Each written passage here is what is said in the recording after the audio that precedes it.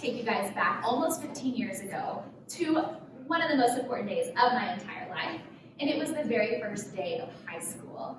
And I went to a small school, so it wasn't super intimidating in the fact that like I saw the same kids I've known since kindergarten in my classroom. But it was history class. That was my very first class of the day. We're all finding our seats, and we're chit-chatting like 15-year-olds do, not really caring if the class ever starts or not. But our teacher, Mr. Cox, was like sitting behind his desk, kind of like feet up, relaxed, just like watching us. And I remember thinking, well, this is weird, but maybe this is like the new way of high school, that we kind of have a little bit of freedom. But he lets us chat for 5 minutes, for 10 minutes, for 15 minutes, for 20, and I think we're all starting to look at each other like, what is happening? What is this all about? And he finally stands up and he walks around silently to each person and hands them this wooden coin. So he's like walking around the desks and hands it to us. And on the coin are 4 letters, T-U-I-T. Which is not a word, right? To it, we're like, what the heck? Is that even how you pronounce it? Like, why is this French? We didn't know what was going on. So he comes back up to the front and he proceeds to give this lecture. Today is the first day of high school. And even though 4 years seems like a long time to become the person you think you want to be, every decision you make right now impacts that person. So the way you choose to be a good friend, the decisions you make towards right or wrong, towards studying or not studying, to being a responsible athlete or not, all of those things build on the person that you will become one day.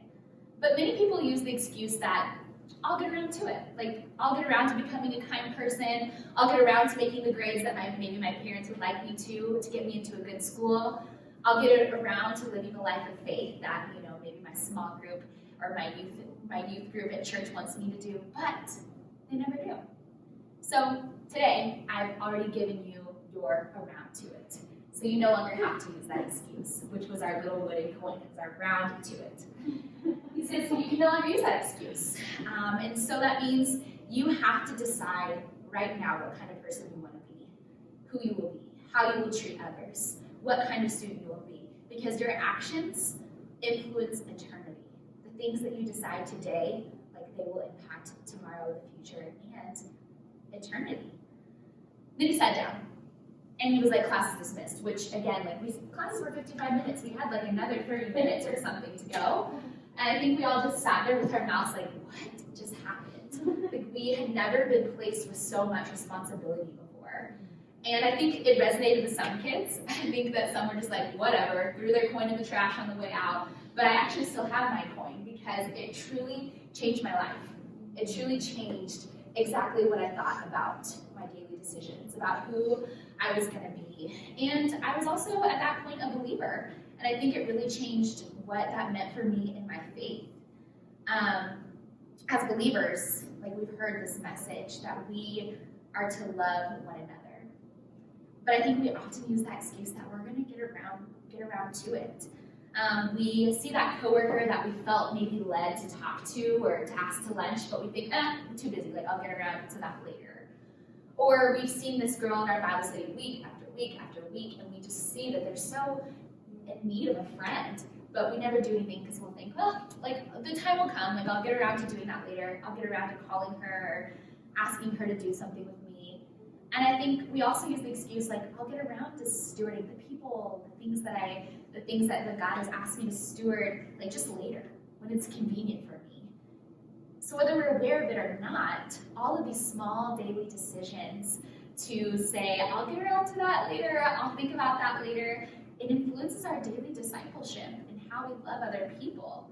And so today I want to ask you the question, like, will we be agents of indifference or of just not caring or apathy, or will we be agents of capital L, love? So I want us to look at 1 John, which I totally believe is a book all about defining what the love of God is. And so if you're like me, I'm using my digital Bible today, but we're going to look at 1 John chapter 3, verses 11 through 18. And I'm going to go ahead and read through it, and then we'll kind of come back and cipher through what John is actually talking about in this specific passage. So 1 John 3, 11 through 18. Yes, for this is the message that you have heard from the beginning, that we should love one another. We should not be like Cain, who was of the evil one and murdered his brother. And why did he murder him? Because his own deeds were evil, and his brother's righteous. Do not be surprised, brothers, if the world hates you. We know that we have passed out of death into life because we love the brothers. Whoever does not love abides in death. Everyone who hates his brother is a murderer, and you know that no murderer has eternal life abiding in him. By this we know love, that he laid down his life for us, and we ought to lay down our lives for the brothers. But if anyone has the world's goods and sees his brother in need, yet closes his heart against him, how does God's love abide in him? Little children, let us not love in word or talk, but in deed and in truth. So this specific passage, I think first I want to point out Cain. He uses a very, very specific person, and I think I can see why. I want to go back to Genesis when we first get introduced to Cain, who I believe is an example of what love is not. And what I believe here is that if you remember who Cain is known infamously for murdering his brother Abel. And I often think, well, Cain was just a bad guy. Like, he just had some issues, insecurities. Like, clearly he was evil from the beginning. But I don't think that that's true. When I go back and read the story of Cain, I think that there is more to it. And what it is it's an unchecked heart. It was unattended to. And I believe that the enemy then used that to go against his brother. And so what I see here, I'm going to look at Genesis 4, 6. And this is right when Cain and Abel both brought an offering to God, just in gratitude for who the Lord is in worship. And the Lord found favor with Abel's offering, but not with Cain's. And so the Lord sees Cain being really frustrated, upset by this. So the Lord comes to Cain and says, why are you angry? And why has your face fallen? If you do well, will you not be accepted? And if you do not do well, sin is crouching at the door. Its desire is for you, but you must rule over it. But in Cain's example, he didn't. And he allowed sin to come and allowed him to act in a way that was murderous towards his brother. And what I like here, because I think today we don't often murder physically with our hands, praise Jesus, but that we do a lot of murder in our heart, which is why in this 1 John passage he says, if you don't love your brother, you're a murderer. Which when I think that, I'm like, no, I'm not. Like, I'm not doing that. I don't harbor that. But are you? And I think that here he's kind of saying, yes, you might not physically be attacking someone or hurting someone, but you are hurting their spirit when you choose not to love them. That you are participating in an act of murder. And he says there's no eternal life abiding in people who don't love their brother. And so I think to myself, like, I don't want to be that. Same kind of thing, like, I don't want to be the person who uses the excuse, like, I'll get around to it later. So then what does this look like? What is love? Christ laid his life down for us. We ought to lay down our lives for one another. We can love because Christ showed us love, but then what does that look like? What does it look like to actually lay our lives down for others? Because every single time I read that, I have this little picture of me laying down on the ground and people like walking over my back, like stepping over me. And so I think sometimes I get this image that laying down my life, serving others, giving up for others is them taking advantage of me. That people are just going to walk all over me if I decide to give of myself. But I don't think that that's true. I mean, we know that that's not true, at least not every time. And I think that the Lord gives us the courage to be able to serve others and ask us to lay down things that are hard for us, things that we actually hold on to that we're not even aware of. And so I'm going to bring up 3 that I think I see in myself, that I see in our culture, I see in the church, and those 3 things are our comforts, our calendar, and our contempt. Love the C's, right? Love the 3 C's. And so we're going to dive into 3 of those to say, how can we lay down those things to love our brothers and sisters? So the first one I want to bring up is comforts, because we all know how difficult it is to lay down our comforts to go and serve other people. It was a casual Tuesday night, and I was getting ready for bed when a friend texted me that she was like really sick. She thought she had food poisoning. She's been throwing up for hours. She lives by herself and just was like, I need someone to run to Walgreens and get like some saltine crackers and a Gatorade because I can't leave the house and I need help. But it was like 10:30 and I was already in pajamas and literally turning out the light, and Tim was like snoozing next to me. So like I just have this moment, right? Like I feel stuck actually. Because in my heart I'm like, well, of course I want to go serve my friend, like obviously. But this other side of me is like, well, my bed is so comfortable, like someone else will do it, right? Like I don't really want to I don't want to get in my car and get clothes on and go do it. And I think when it comes to laying down our comforts, like it's not always found in emergency situations. I think sometimes it comes in the form of taking a moment to turn off the TV, to return a phone call. I think it comes with shifting our schedule around to make time to see an old friend. And there's these tiny moments every day where our community infringes on our comforts, the things that are easiest and serve us best. And so I don't think it's any surprise that the Lord would ask us to lay down things like our comforts, to go and serve other people. And that time with my friend, I did end up putting on my UGG boots and throwing on a sweatshirt. And I did. I went. It took maybe like 15 minutes total. And it wasn't this like miraculous moment for our friendship. It didn't change everything for the moment. But at the same time, it was just like one small thing that added towards loving her. And loving her the way that I truly felt like Jesus would have showed up for her. And so again, it wasn't this like, oh my gosh, like the heavens opened. The one thing that I did was like, appreciated forever. And it was just this miraculous, incredible moment. But it was just a simple moment. And it was a moment that I chose to go and serve and to love her the way that Jesus does. The second thing is our calendar. And this one is the one that I wrestle with absolutely the most. My dear friends that are here, they know how hard it is as a task-oriented person for me to sit and be present. But I think that being a good friend, a good wife, a good mom, a good daughter, all the above, a good coworker, like it requires that we slow down to spend time with people and to lay down our calendars, our agendas, our to-do lists to really be with people. I've been very convicted lately by Paul describing love in 1 Corinthians 13. The very first word he uses to describe love is patient. Oh, because love is slow.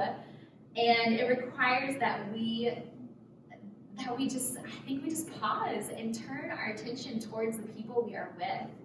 And I feel this most with my kids because they are constantly demanding my time and my attention and my focus, and I just want to get stuff done. And so I feel this constant tug of like, I need to be present, I need to be available for them, but what about all this other stuff that needs to get done? And so of course, I think there's a balance, but I do find myself all the time with them asking for things, and I'm like, hold on just 1 second, like I need to finish this email, I need to go do this thing, I need to finish this task. And it's funny because Hunter has now like started using this phrase as well. When I'm like, okay, time for bed, he's like, hold on just 1 minute, I need to finish this. So now he's using it against me. But yeah, I really feel this tension.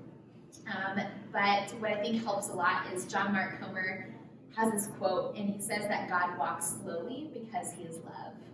And I think a lot of times we use this phrase of like, I'm walking with God, God is walking with me. We even use the phrase like, I'm walking alongside of her. We don't ever use the phrase like, we're running alongside of her, right? So love is the speed of a walk. He continues, if he, God, is not of love, he would have gone much faster. Love has its speed. It is an inner speed. It is a spiritual speed. It is a different kind of speed from the one we've grown accustomed to. It is slow, yet it is the Lord over all other speeds, since it is the speed of love. We have to be time to love others. We have to learn to go slow, to be patient, and to learn, I think, again, this idea of laying down our lives. I think it really does come down to little things like just going at a slower pace, learning to love people by listening. I think by not being so distracted by our phone, which I feel like sends me into this frenzy and this fast pace of like rush, go, go, go. Someone's asking me to do this now, I have to leave. But to really, I think, turn off and be present with the people we're with, or the Lord who's asked us to set aside time with them, I think to be fully available in that time. The last is contempt, which I think is something, again, I think, oh goodness, I don't show contempt towards people, so I had to look it up, because if you're like me, there's words that you hear all the time, but I'm like, what What is that actually? So contempt is the feeling that a person or thing is beneath consideration. They're worthless. They deserve scorn. So when it comes to loving others and laying down contempt, I think it can look like this. Like, have you ever decided that your most frustrating coworker is like not worth your kindness? That they're almost deserving of whatever is coming to them? Or perhaps there's a woman in your small group that is just like unworthy of your forgiveness. I think contempt is the sneaky voice that makes us the judge of who is deserving of our love and who isn't.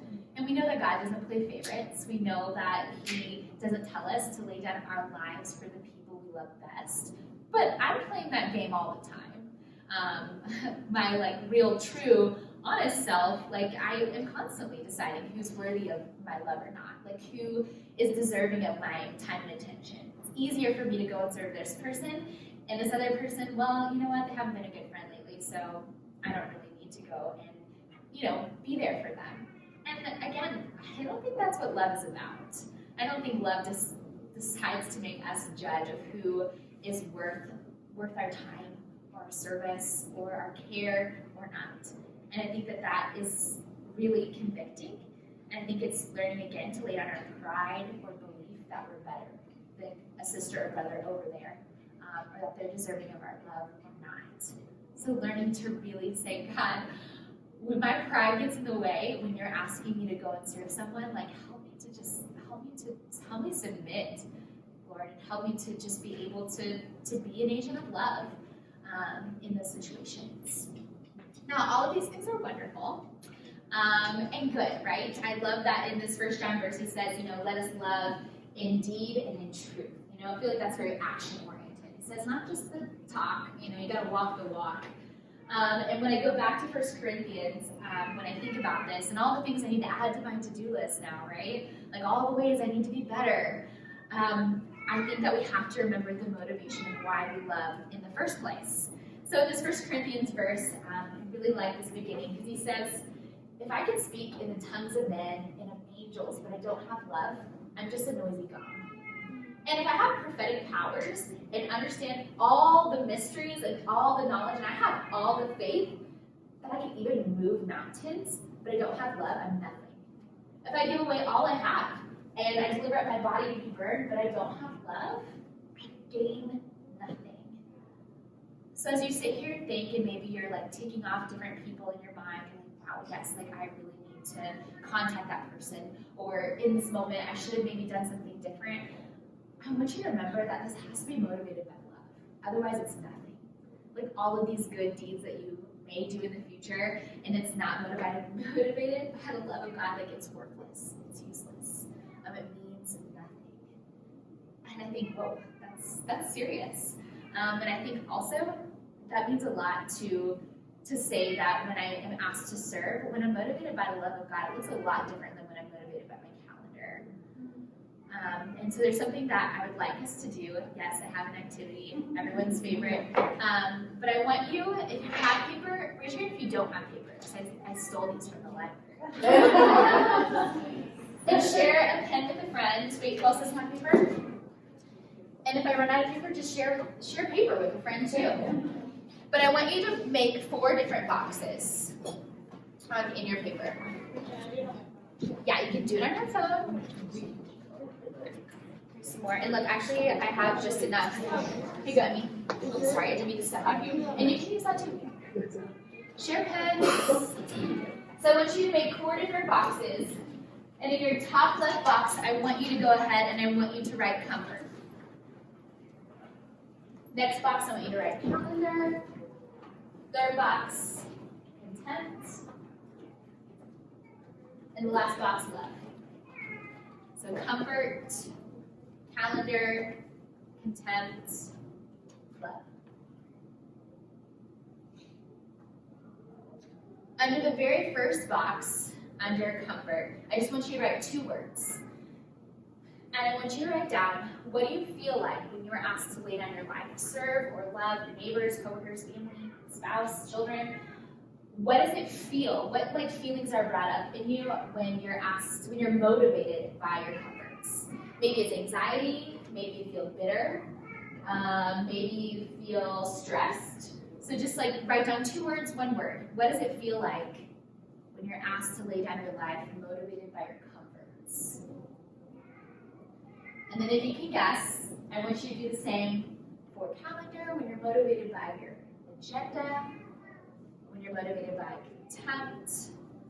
Doesn't have to be long, just 1 word in those boxes. What does it feel like when you're motivated by these things? And finally, in that last box, I want you to write down, what does it feel like when you're motivated by God's love? Do you feel joy? Do you feel peace? Maybe you feel excited?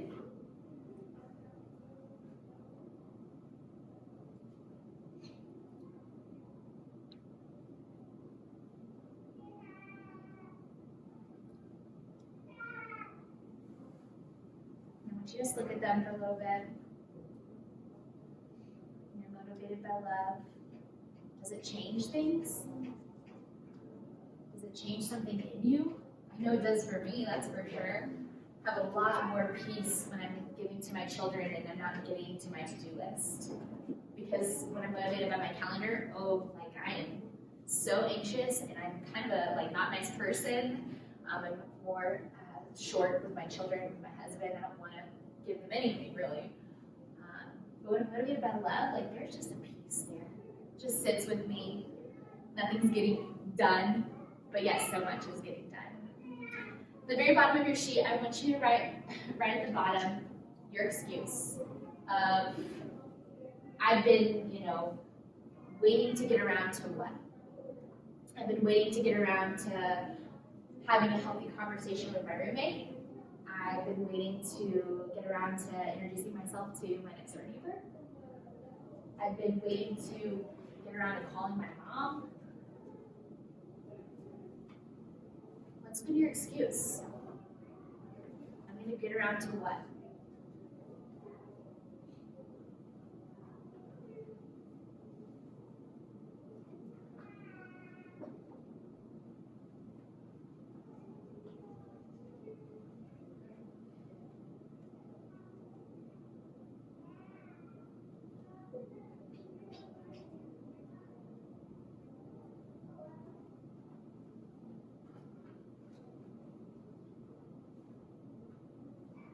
And then beneath that, I want you to write, today, I'm going to blank.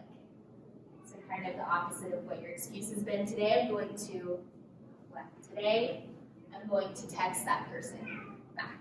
Today, I'm going to open up my Bible and share a verse with someone. Even things like today, I'm going to put my phone away for 30 minutes and play Legos or cars. Or today I'm going to put on my calendar that I'm gonna make time for lunch for that coworker this week. So under your excuse, I want you to write, today I'm going to blank.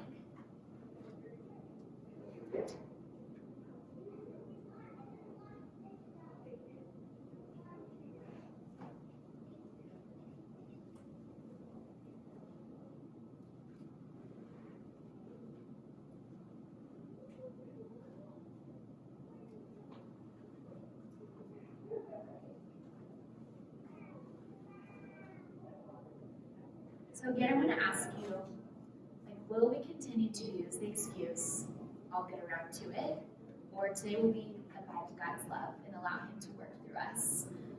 I wish I had a little round to it for each of you, but if you could just take your imaginary, I have my round to it, I can't use that excuse anymore. Today is the day that I decide to be all in for God's love. And say, honestly, I think all the time, say, here I am, Lord, send me. I am open, I am available, God, I am willing. So here I am, let me be an agent of your truth and your love. Help me represent my love to my community. And then I wrote down on your little card just this little quote that I was kind of fleshing out for myself. But it truly, when we choose to love, it's gonna change everything. And it's just one little thing, one little fruit of the Spirit, but it's a really big, I think, big impact on the people around us, on ourselves. And I truly believe that the Lord bears good fruit for the kingdom when we are willing servants to be agents of love. I'm going to go ahead and close us in prayer, and we have a few more songs. After I close in prayer, we're going to have some people up here who are going to be available to pray with you if you have something specific. Other than that, you're welcome to sit in your seat and pray and worship together. But I'm just going to say a closing prayer for us now.